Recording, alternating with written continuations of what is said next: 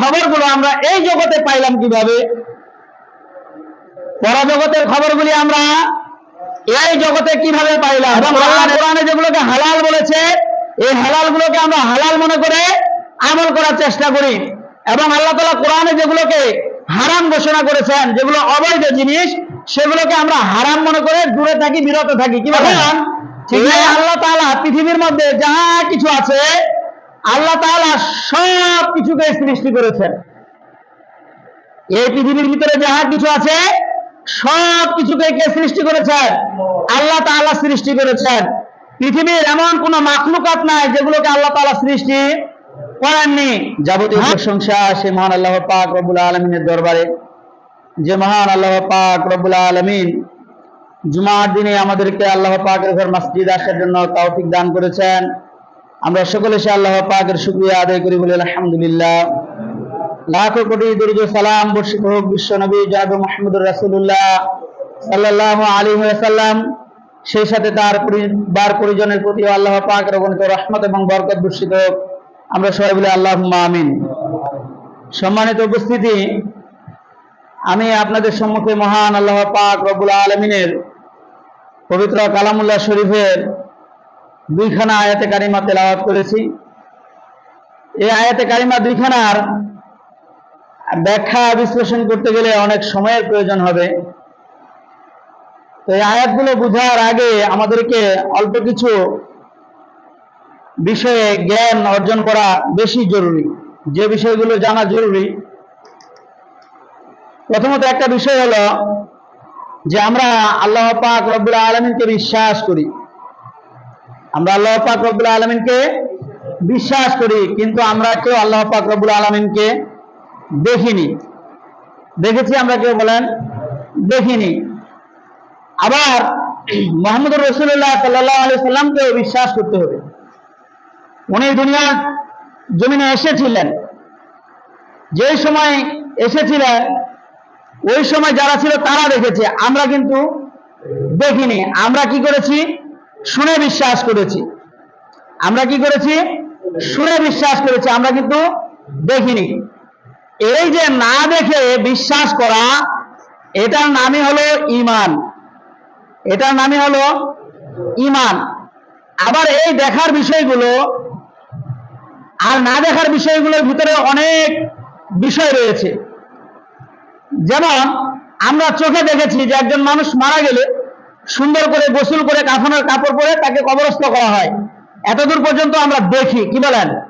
আচ্ছা বলেন, এর পরে কবরে একজন মানুষকে যে সওয়াল জবাব করা হয়, সেখানে উঠানো হবে, তার ভালো মন্দের হিসাব নেওয়া হবে, তারপরে আল্লাহ জান্নাত আছে, জাহান্নাম আছে, ফুলসিরাত আছে, মিজানের পাল্লা আছে, হাসরের ময়দান আছে, এগুলো আমরা জানছি কিনা বলেন তো?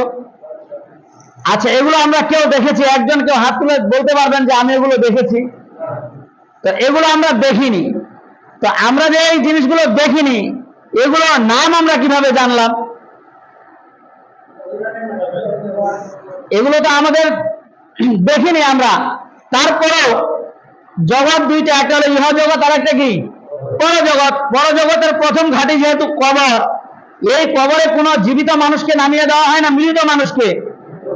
এখন কবরে যদি কোনো জীবিত মানুষকে নামিয়ে দেওয়া হতো, এবং সে যদি পরকালের এই যে জায়গাগুলির নাম বললাম, অবস্থাগুলির নাম বললাম, এগুলো আসে বলতে পারতো, সেখানে যে লোকটাকে আমরা নামিয়ে দেই সেই লোকটাও তো মৃত, সেই লোকটাও তো মৃত।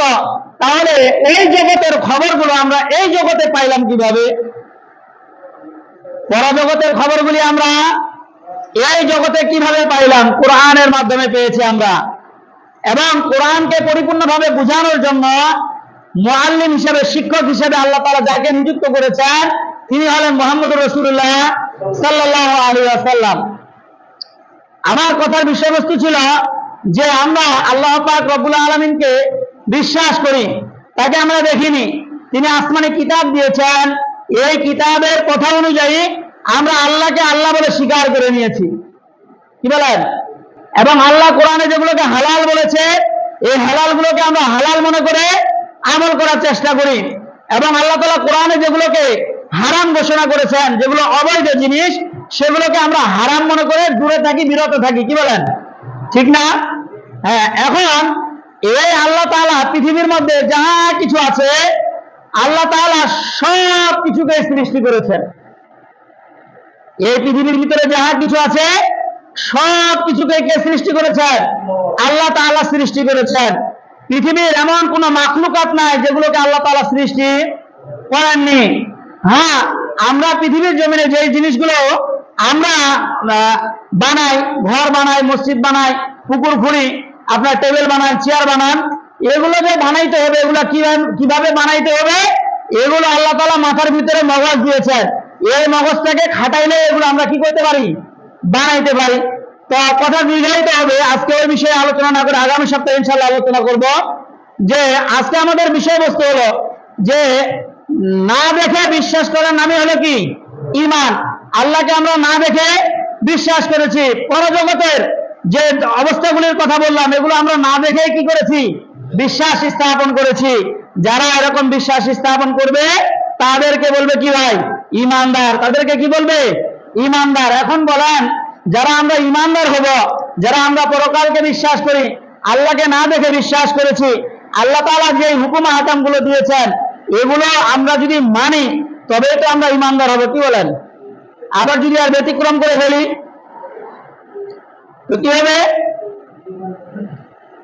প্রকৃত ঈমানদার মুমিন বলে আমরা কি করতে পারবো না? নিজেকে দাবি করতে পারবো না। এই আল্লাহ তাআলা যেগুলো আদেশ করেছেন সেগুলো আপনাকে আমাকে মানতে হবে, আমল করতে হবে, পালন করতে হবে।